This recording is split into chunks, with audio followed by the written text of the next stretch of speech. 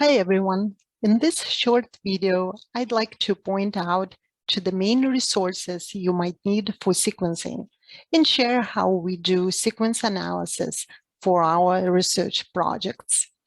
So sequencing is the last step of the DNA barcoding process, followed by species identification. But this is not the end of the research project we might work on. Using sequences, we can continue working on many applications of DNA barcoding. For example, we can do species diet analysis or phylogenetic analysis. As I mentioned in the beginning of this course, we use sequencing company called Azenta to process the PCR products and to obtain the sequences for the samples we send. Currently, we primarily use two services: Sanger sequencing for species identifications and Amplicon EZ service for insect diet analysis. Here you can see a roadmap for these two services. In case of Sanger sequencing, we obtain one forward and one reverse sequence for each sample.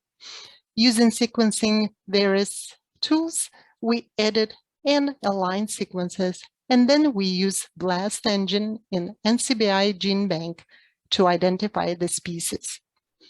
In contrast, from Amplicon EZ service, which uses an NGS technology, we obtain a list of hundreds of unique sequences for each sample, which we also use slightly differently for species identification.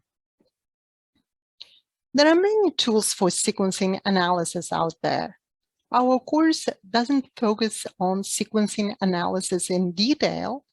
However, in our course materials, you can find tutorials for several sequencing tools we've been using in our work. I also always encourage everyone to submit the obtained sequences to GenBank, to share the results with other researchers, and to expand the sequence database.